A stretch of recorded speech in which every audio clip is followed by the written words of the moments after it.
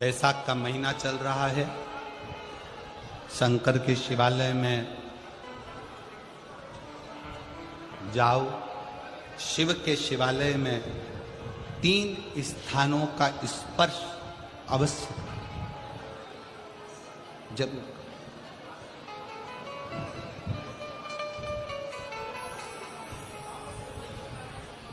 किसी किसी मंदिर में शंकर जी के शिवलिंग को छूने नहीं देते, जैसे दक्षिण साइड में, साउथ में। तो अपने ही घर में जो शिवलिंग है उसके 3 स्थानों का स्पर्श अवश्य करें। समझिए,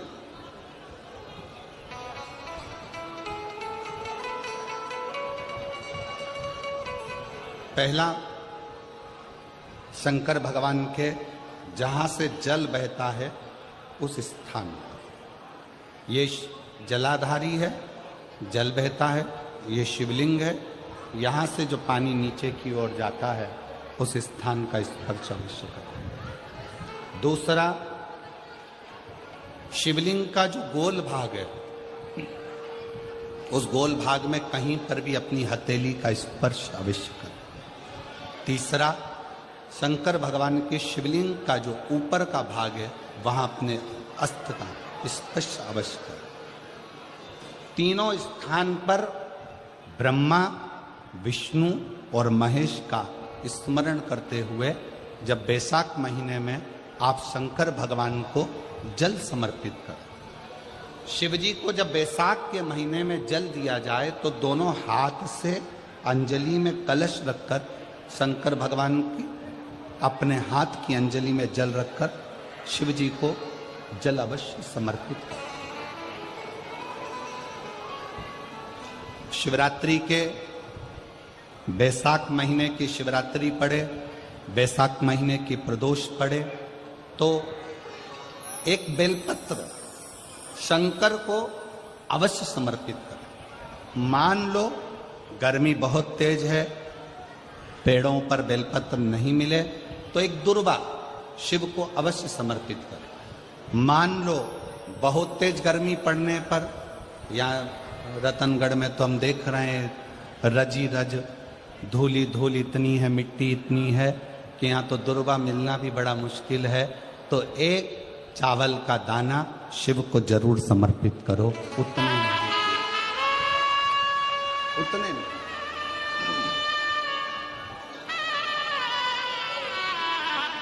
और बैसाख महीने में सबसे ज्यादा जरूरी है, जो सबसे ज्यादा जरूरी है बैसाख महीने में, वो जलाशय अर्थात अपने घर के नजदीक में कोई पानी का स्थान हो, जलाशय हो, वहां का जल शिव को समर्पित करना, या शिव के नंदी के पास में। और हम तो कहेंगे शंकर का नंदी केवल मंदिर में मत देखो, आपके घर के आसपास में हमारे मारवाड़ की पहले की रीति रही है। राजस्थान में बहुत सालों पहले, जब लगभग 19 से 20 साल पहले हम फलोदी में आए थे, 20 साल पहले। और 20 साल पहले जब हम फलोदी में आए थे राजस्थान में, तो हमने उस फलोदी राजस्थान में देखा था कि प्रत्येक घर के बाहर पत्थर का एक छोटा सा कुंडा जैसा होता। 2 चीजें हमने फलोदी राजस्थान में प्रत्येक घर के बाहर 20 साल पहले देखी थी। एक इतना बड़ा कुंडा पत्थर का जिसमें लोग भोजन रख देते हैं, और एक बड़ा सारा कुंडा जिसमें लोग पानी भर देते हैं, जिससे चिड़िया, पशु, पक्षी, गौ माता सब उस पानी को पीती रहे और आपका और हमारा कल्याण होता रहे। इस भाव से प्रयास करो। शिव जी को तो जल समर्पित करो।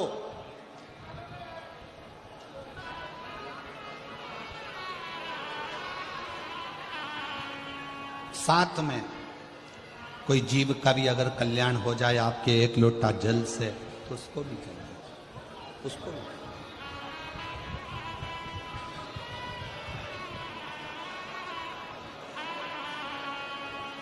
शंकर भगवान, भगवान ओघड़दानी शिव, जिनका चढ़ा हुआ जल केवल मात्र स्पर्श, आचमन, दर्शन आपका और हमारा कल्याण कर। महत्व है वैशाख महीने का। स्कंद पुराण में वैशाख महत्तम कहा गया है।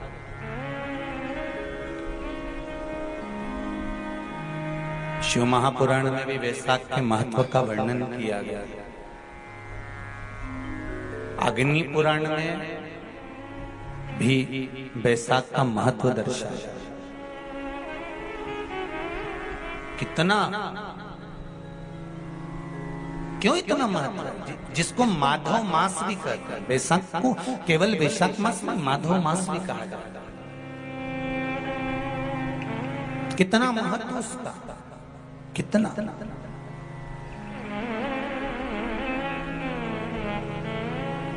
क्योंकि सतयुग, त्रेता, द्वापर और कलियुग, ये चार युग जो हैं, इसमें सतयुग, त्रेता, द्वापर और कलियुग, उसमें जो त्रेता युग है उसका जो प्रारंभ हुआ था वो यही वैशाख के महीने से प्रारंभ हुआ था, माधव मास से प्रारंभ हुआ था। और इस पवित्र मास में कुर्म अवतार, हयग्रीव अवतार, नरसिंह अवतार, नरनारायण अवतार, परशुराम अवतार, गंगा अवतार, ये सारे अवतार भगवान नारायण ने, भगवान विष्णु ने, मेरे शंकर भगवान ने ब्रह्मेश्वर अवतार, ओमकार अवतार, मल्लिकार्जुन अवतार, भीमाशंकर अवतार मेरे शिव ने इसी वैशाख के महीने में प्राप्त किया। मेरे नारायण ने परशुराम अवतार, नारायण अवतार, स्वयं हयग्रीव अवतार, कुर्म अवतार, नरसिंह अवतार, ये सारे जितने अवतार हैं मेरे भगवान विष्णु ने इसी वैशाख महीने में प्राप्त किया। ऐसे कई अवतारों का दर्शन हमारे को वैशाख महीने में हो जाता है। और उसी वैशाख महीने की मात्र एक शिवरात्रि का स्मरण कर लेना, मात्र एक शिवरात्रि के दिन भगवान शंकर पर एक लोटा जल समर्पित कर देना, मात्र शिवरात्रि के दिन भगवान शिव की आराधना कर लेना या शंकर का भजन कर लेना, स्मरण कर लेना, शंकर को बेलपत्री का प्राप्त किया गया जल प्रदान कर देना, उसकी क्या महत्ता हो। ये वैशाख का महीना चल रहा है। वैशाख के महीने में मिट्टी के पात्र में जल रखा जाता है और मिट्टी के पात्र का जल शिव जी को समर्पित किया जाता है। वैशाख चरित्र स्कंद पुराण में उठाकर पढ़ना कि आखिर मिट्टी के पात्र का जल वैशाख के महीने में शंकर को क्यों चढ़ाया जाता है। अगर मिट्टी का पात्र भी नहीं हो, तुम्हारे घर में मटका हो, सुरई हो, वो भी नहीं हो, तो एक दिए में मिट्टी के पानी भर लो और वो पानी तांबे के कलश के अंदर जो पानी है उसमें मिला लो। पर मिट्टी का जल शिव जी को क्यों चढ़ाया जाता है?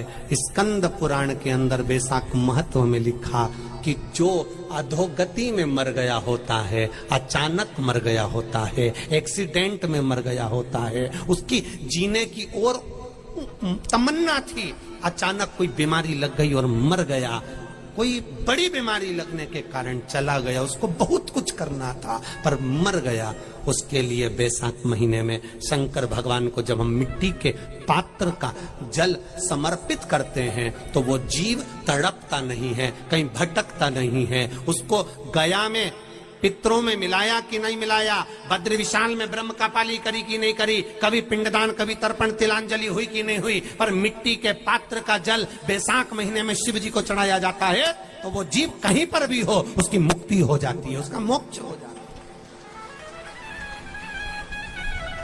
भले एक दिए, अगर आपके पास मिट्टी का मटका नहीं है, आपके पास मटका नहीं, सुराई नहीं, मटकी नहीं, मिट्टी का कोई पात्र नहीं, कोई तारवा नहीं, तो आप दिए के अंदर भी जल भरकर उसको तांबे के लोटे में मिलाकर शिव जी को चढ़ा सकते हो।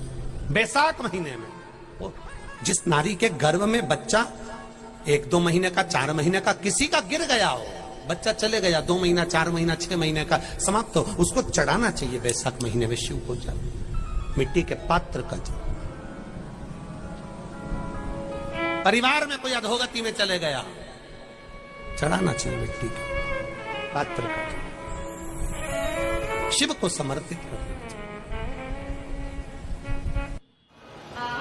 बैसाख के महीने में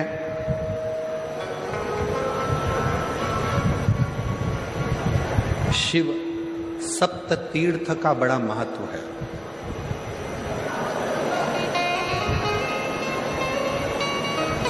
जिस नारी को 30 साल हो गए हों, बच्चे नहीं हों, 35 साल हो गए हों, संतान नहीं हो, 25 साल हो गए, 20 साल हो गए, संतान का सुख ना हो, और डॉक्टर ने कह दिया कि कोई बहुत बड़ी बीमारी किसी व्यक्ति को है, रोग बड़ा, बीमारी बड़ी है, और उस बीमारी का कोई हल, उस रोग का कोई हल नहीं दिख रहा, कोई हल नजर ना हो,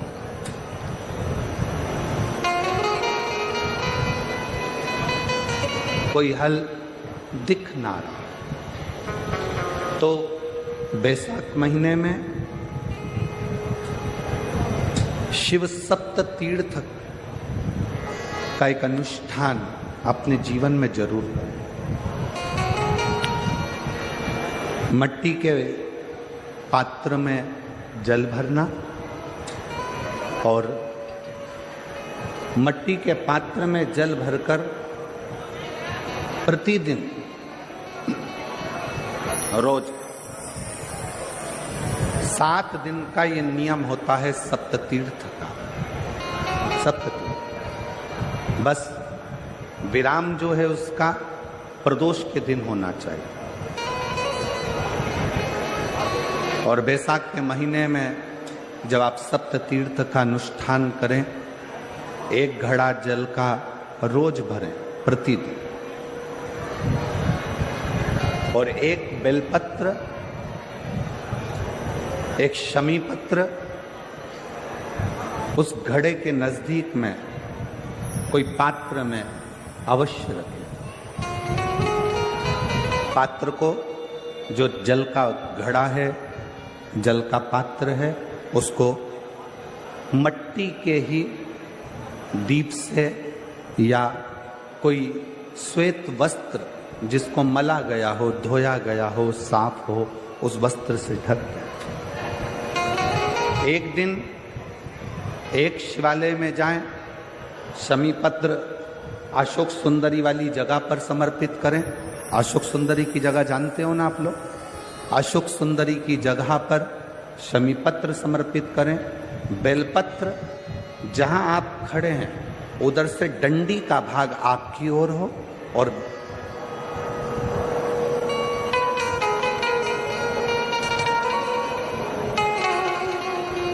जहां आप खड़े हैं वहां डंडी का भाग आपकी ओर हो और बेलपत्र शिव जी को समर्पित करा जाए।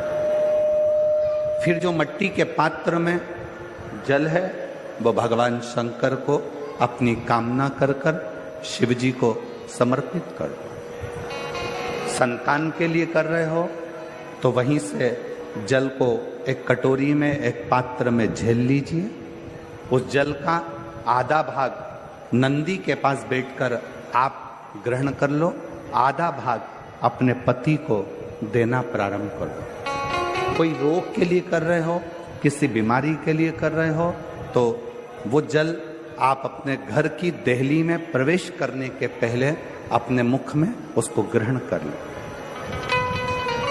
एक दिन में एक शिवालय, दूसरे दिन दूसरा शिवालय, तीसरे दिन तीसरा शिवालय। अगर अपने नगर में, अपने गांव में, अपने क्षेत्र में 7 शंकर के मंदिर नहीं हो, यदि अपने गांव में, अपने नगर में, अपने क्षेत्र में 7 शंकर के शिवालय नहीं हो, तो मिट्टी का शिवलिंग बनाकर उस पे चढ़ाओ, पर रोज एक शिवालय अलग होना चाहिए। प्रतिदिन प्रदोष के दिन जब आप इस सप्त तीर्थ का विराम करेंगे, उस समय पर जल, जब प्रदोष काल आए, प्रदोष काल का जब समय हो, जल चढ़ाओ सुबेरे। पर प्रदोष काल का जब समय हो, उस जल का पान उस प्रदोष काल में कर लेना। प्रदोष को, जो प्रदोष काल में उस जल को शंकर का पंचाक्षर मंत्र नमः शिवाय, षडाक्षर मंत्र ओम नमः शिवाय या श्री शिवाय नमस्तुभ्यम बोलकर प्रदोष काल में उस जल का पान करें। बाबा को प्रार्थना करें, शिव से विनय करें। ये नियम केवल बैसाख के महीने में होता है, इसको बाकी के महीने में नहीं किया जाता है। इसको बाकी के महीने में नहीं करते, केवल बैसाख।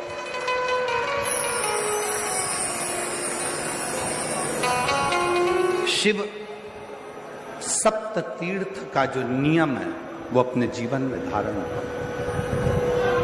और हम तो कहेंगे,